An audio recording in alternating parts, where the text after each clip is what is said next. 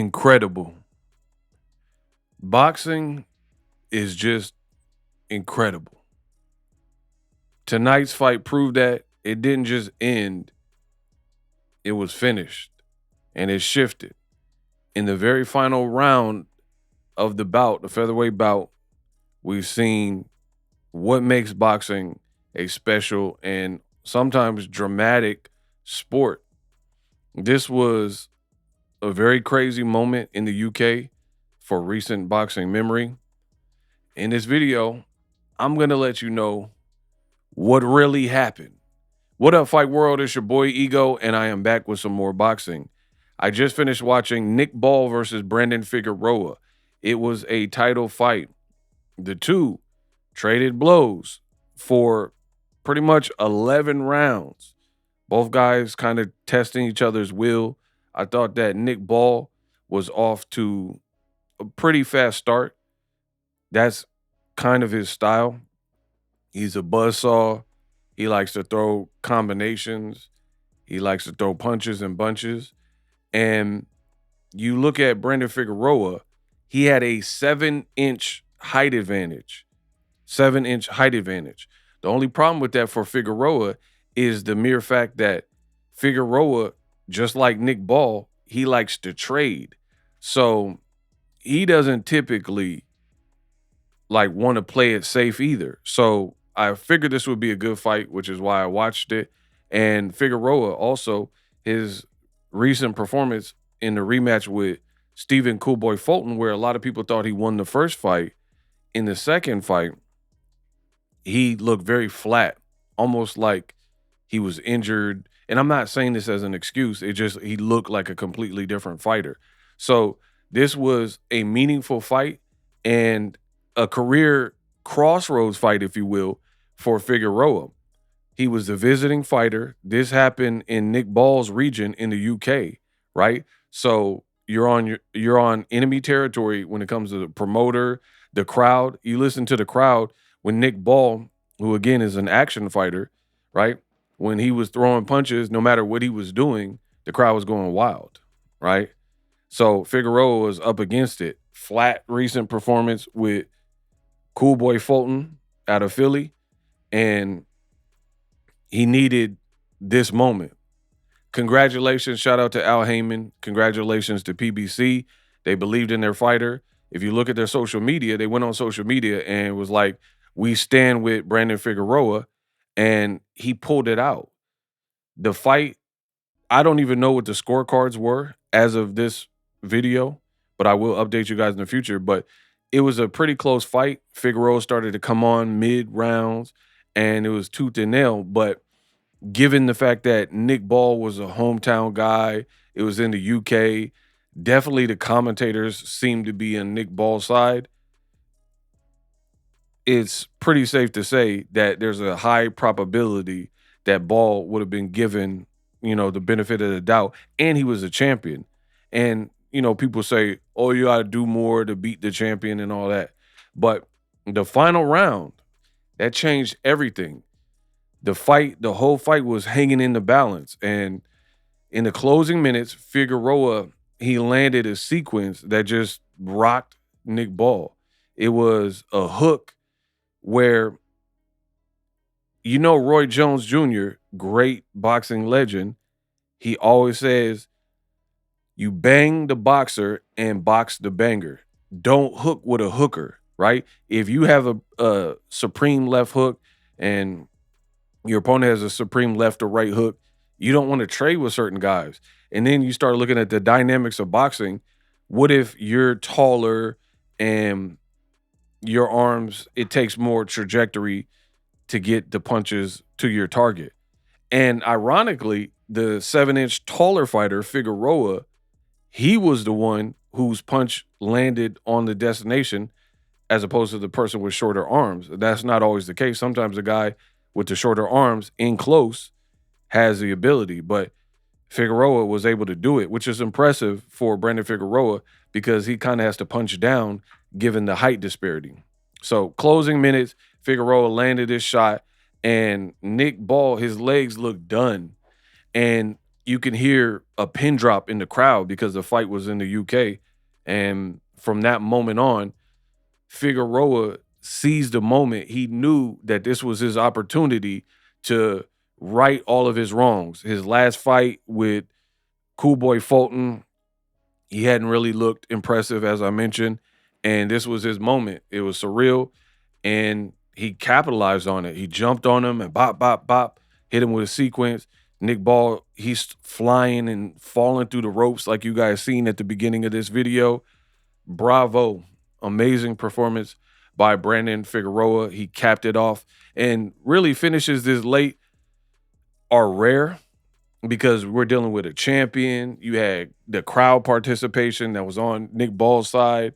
And ultimately, it's the final round. All Nick Ball had to do was remain upright, and there's a good chance that he could have retained his title, but that's where boxing jumps in. Expect the unexpected, and that's what made it remarkable. Wasn't just a knockout, it was a decisive moment after a tooth and nail kind of back and forth type of fight. So it wasn't a total collapse where Nick Ball just got cooked, but he was clearly disappointed by the end result, as you should be. Hometown crowd, and you lose it all in the final moment. You know, it happens. But congratulations to Brandon. They call him the Heartbreak Kid for a reason. He's out here breaking hearts, seized the moment. He has crazy cardio where he's like a well-oiled engine, and he just picks up, and he kept. I respect a fighter like that. You believe in your pacing, you believe in your training, and you've seen his team. They jumped in the ring, and you could just tell they were all super happy for Brandon because he needed this moment. Now, I give you guys fair, uncut, raw, unbiased commentary. I gave you the good, solid performance from both people, but Figueroa pulled it out, and he was able to capitalize, seize the day, carpe diem, you know what I mean, and seize the moment. So he closed stronger, obviously. But it wouldn't be fair to just talk about the positives and not talk about the negatives. So I got to talk about the bad and the ugly. And for this, it wasn't anything that kind of ruined the fight, but there was some bad and ugly. I'll lump them together for this particular video. So what I did not like, I don't really have a problem with the fighter, but if you look at this picture you're seeing on the screen, you see one man in the ring. Well, not one, you see clearly multiple people. But the point I'm making is you only have one fighter that just competed in the ring. You have the announcer and the ref and, you know, officials and doctors or whatever. But I'm talking about in the ring. Normally, if you watch UFC, if you watch boxing, any type of combat sport, normally what you see is while the officiating announcer is reading off the scorecards or reading off the official ruling, like this fighter won by final round, 12th round knockout, both fighters should be with the ref and only the winner gets his hand raised. So I thought that was pretty poor that Nick Ball was nowhere to be found after he lost to Figueroa. And I think that's a fair criticism. I get it. You're heartbroken and commiserations and stuff, but I think it's wrong to only appear when you perform or when you win big. You see what I'm saying? Like, it's kind of poor sportsmanship to me, in my opinion. Let me know what you guys think in the comment section. Is that poor sportsmanship? But he had already like walked out. You see him. He had already started leaving the ring, and he walking out of the ring and leaving like the particulars in the official ruling.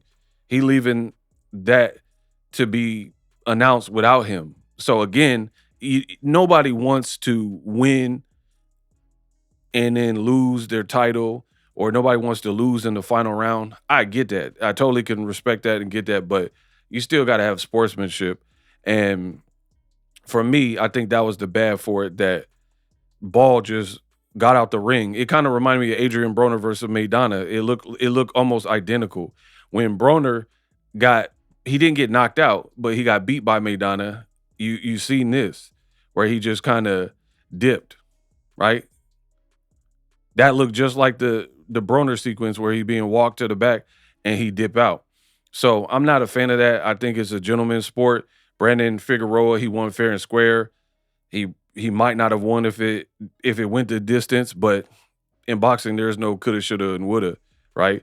He capitalized, he hurt you. You got too aggressive. And that's the problem with certain fighters like Nick Ball, is even if they're winning or they sometimes they don't play. See, it look like the Broner Maidana shot.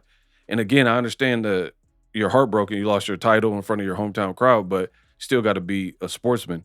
But back to what I was saying, for me, I just truly feel that sometimes when you're in there with a Brandon Figueroa level person, experience, who's had his ups and downs, at the end of the day, sometimes you got to play it smart. And if you feel like you're up in the fight, maybe don't trade with him in the 12th and final round, because this is unfortunately what had happened to you, and now you lost your title. The other thing I think I want to note is Ray Ford lost to Nick Ball. So this really elevates Brandon Figueroa, because Ray Ford says he's the best and this, that, and the third.